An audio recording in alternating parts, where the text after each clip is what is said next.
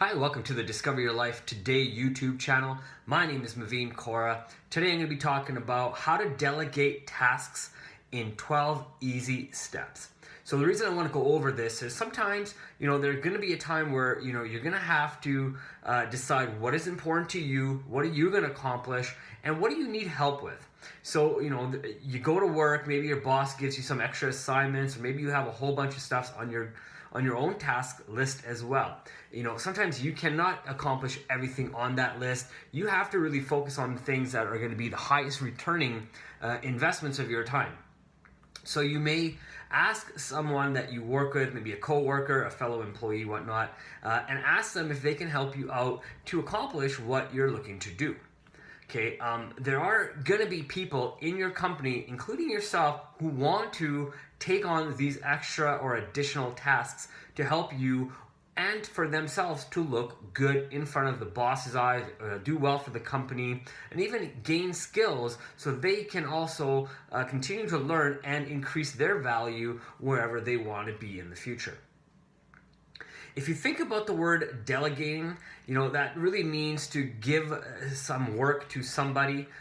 When you delegate, you have to understand there is a 12-step formula in doing so successfully. You may already be delegating work and you may not even realize the 12-step formula that you're using. So really just want to go over that 12-step formula with you to really help you understand what you're doing in that 12-step process. Or if you've never delegated or just learning how to delegate more effectively, really start understanding how you can do so. So step one, what is the task that you need to delegate to your fellow employee? Before you decide you're going to hand over work for someone else to complete, you will need to make sure you understand what needs to be completed and what the results are that you are looking for in that task. When you understand what needs to be done and the results you're looking for, it will make it a lot easier for you to delegate the work, because you'll find the right person you'll start thinking about the right person you want to give it to. It'll also ensure that you do not have any miscommunication on any information that is important to that task. Number two, what needs to be done? Before you hand the assignment over to your coworker, you need to make sure you come up with a plan to help them succeed.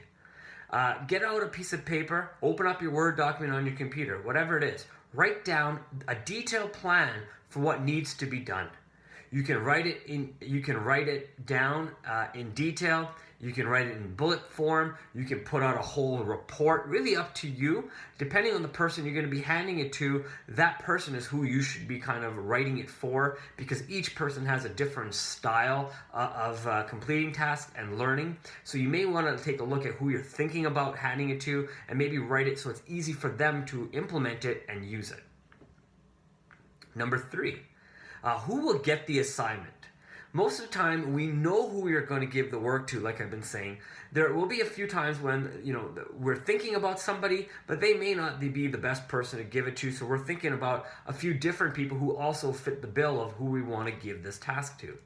You want to ensure you delegate the task to the right person, someone who's going to complete the task, get the value, accomplish the goal, and make yourself and them look great to your manager, the boss, or to a supervisor, or even to a customer or a client. When you're making this choice, consider your colleague's skill level, their understanding of the assignment. Think about the distinct talent or skills that you need to complete this task. If you need somebody who's detail-oriented, who understands how to get something done, then really start thinking about that person. Number four, clarify the work. This goes back to step two. You develop a plan of what needs to be accomplished and by what date. Explain the expectations and give tips on how the person can successfully complete the task as well. I recommend sitting down with the person or persons and review what needs to be done. So review the step-by-step plan as well as what the task is. Explain every step in the process and ensure they understand what is required of them before you move to the next step. Make sure you allow them to ask good questions. Listen for what you're saying and what they're saying, what type of questions they're asking for. Are they asking more detailed questions? Are they really not understanding what the goal is? Are they having trouble because they may not be, maybe they're new to the company, or maybe they don't have as much understanding of what you're requiring them to do. Maybe they don't have the skill set you have thought that they did. This will benefit your coworker when you think about this and answer the questions, and they will also be a part of the process because they may help you even understand how to do something a lot easier. Number 5, why you choose that particular person. When you give someone extra work, you need to let them know why you've chosen them as a successful candidate. The person might be thinking, you know what, I already have a lot on my plate. I really don't need any more. Or I don't want this extra work, and I'm not going to get paid for this anyway, so why do I want to do it? Giving extra work to someone is like selling it to them. It's like sales. You need to tell the person how it's going to benefit them by you giving them the extra work. What is it for them to do this extra work? Maybe it's extra compensation, potentially time off, credit for the assignment, or a future promotion. They need to understand how the extra work is going to be advantage to them over somebody else who is not getting this assignment from you. Number 6, set the benchmark. After you let the coworker know why you've chosen them and what's in it for them, you need to help them understand what the standard and the quality of work needs to be. This way, they realize not only that their name is on the assignment, but your name is also on the assignment. Maybe even the name of other team members. If they understand who will be reviewing the work at the end of the process, they can set a higher standard for themselves, and you can help them set that higher standard as well. Number 7, create target dates. We all have lots of work to do during the day, I understand that. It's important to establish a deadline and follow that deadline to the end. This way, everyone involved in the assignment understands what needs to be done, what priorities lay on their desk, and when things need to be completed by. Remember to follow up with other people who may also be a part of this assignment that are not necessarily sitting in your section, maybe the accounting department or maybe the marketing department. Number 8, what is the status? Give coworkers a way to share the status of the work that is being given to them. Maybe a daily or weekly email or meetings, even for a few moments, to help understand where they are in the process of completing this task. This way, everyone's in the loop in the project, and if there's any changes, it can all be shared at the same time. If there's any questions, everyone can also be on the same page. You can also, number 9, ask them if they have any questions. Even after you have given your fellow employees the opportunity to ask good questions, as in step number 4, it is important to leave the lines of communication open just in case they have more questions during the process. You can also check in with them if you want to, but again, don't undermine their potential and don't harass them and don't make them feel like they're being harassed and you're putting a thumb on them. You've delegated this work in trust. Number 10, check in when you're not expected. You have explained the expectations of the project. You have allowed for questions before and after the project has started. Now find time to drop in occasionally just to see how they're doing. If they need any help even, potentially, maybe you've got some free time and now you can even help them with that assignment. Because you delegated the work, you need to ensure that you are the first point of contact. Because you're the first point of contact, you are the first person who knows the changes typically, adjustments, or even deadline changes that have come.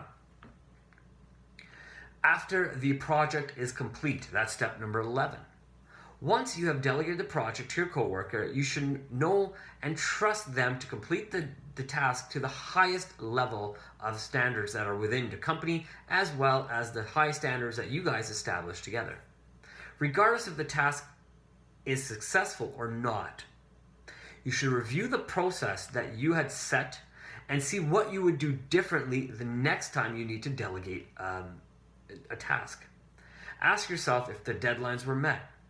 Did you get the desired outcome? Where did the coworker excel? Where did they need more help? What could you have done differently to ensure that the task was also a success? Number 12, what worked and what did not work? Once the project is complete, take time to sit down with your fellow employees and review the assignment. If everything went well, congratulate them on a job well done. Maybe get them a gift card, take them out for lunch, even offer praise in front of other people. That is huge. If things don't go as planned, thank them for working on the project again. You can still give them a gift card, maybe take them out for lunch, depending on how hard this task was and how much time they had put into this and effort. Allow yourself to give them positive criticism. Show them different ways that they could have improved for next time as well, because the last thing you want to leave people with is negative criticism and not a way to improve themselves. I also believe it's important to get feedback on how you could have been more of an integral part of this, even when you had delegated the assignment to them. The whole thing is a learning process for everybody who's involved. I hope you are able to take these 12 steps on delegating and really use them to help you give your assignment to other people so they can be successful in getting things done that you may not have time for, or maybe are less priority for what you are looking to accomplish. I would head over to discoveryourlifetoday.com. Don't forget to subscribe. You can also type in how to delegate in 12 easy steps right into the search engine, and you'll come up with this blog article that I did, and read this in a little bit more detail if you choose to continue to want to learn how to do so in a little bit more detail. Other than that, I hope you go out and have yourself a great day.